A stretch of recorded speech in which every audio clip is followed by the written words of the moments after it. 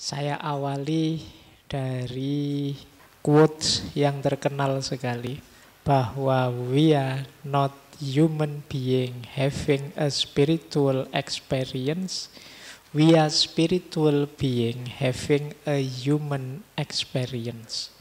Kalimat terkenal sekali kalau teman-teman belajar tentang spiritualitas, yang maksudnya adalah kita itu sebenarnya bukan makhluk yang manusiawi yang kemudian punya pengalaman spiritual, tapi hakikatnya kita itu makhluk spiritual yang punya pengalaman kemanusiaan.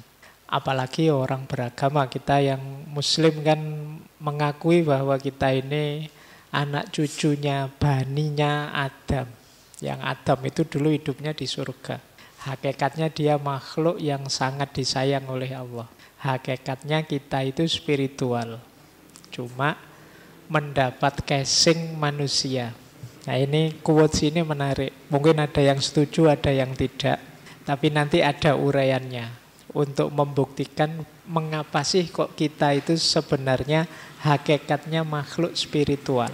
Jadi yang kelihatan ini dari luar ini hanya casingnya. Jadi kalau casing itu kan kadang tidak menggambarkan isinya. Maka di dunia spiritualitas termasuk mistisisme sangat ditekankan kita tolong jangan berhenti di casing. Jangan berhenti di fisik. Casing penting, tapi yang lebih penting yang intinya itu bukan di casingnya. Nah, maka manusia juga dijelaskan kita itu makhluk spiritual hakikatnya. Hanya saja punya pengalaman kemanusiaan. Nanti pengalaman kemanusiaan ini akan kita tinggalkan. Kita akan kembali ke hidup yang sejati, hidup yang spiritual. Baik, lanjut ya. Ini loh buktinya bahwa kita itu makhluk spiritual. Kita itu adalah satu-satunya makhluk yang diberi fitrah makna. Jadi kita itu makhluk yang selalu bertanya tentang siapa kita. Mengapa aku ada? Misalnya ada lagi yang tanya, kenapa aku menderita? Apa makna hidupku? Apa nanti yang terjadi setelah aku mati? Ini khas manusia. Makhluk yang lain tidak pernah menggelisahi ini. Jadi tidak ada kok selain manusia bertanya, mengapa kok aku menderita, kenapa aku kok jadi sapi dulu, akhirnya kemarin Idul Adha disembelih orang banyak misalnya. Dia tidak pernah tanya kok hidupku ngenes tenan ya, menderita sekali. Tidak pernah tanya tentang itu. Yang bertanya tentang itu, membahas itu hanya manusia. Jadi ada kesadaran lebih dalam tentang hidupnya. Karena memang yang hakiki dari hidupnya itu ada di dalam, tidak di luar. Kita kan tanya, siapa sih aku ini loh? Padahal kalau ngaco kan sudah kelihatan, loh ini aku. Tapi kan masih tanya saja, berarti kan ada makna lebih dalam.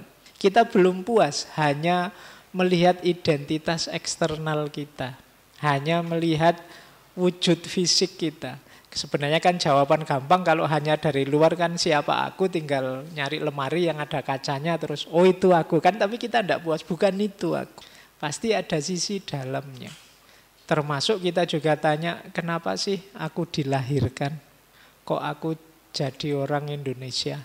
Itu pun jadi anak desa. Kok ndak anaknya konglomerat apa anaknya? Kenapa kok aku? Ini makna namanya. Jadi manusia itu makhluk yang selalu bertanya tentang makna.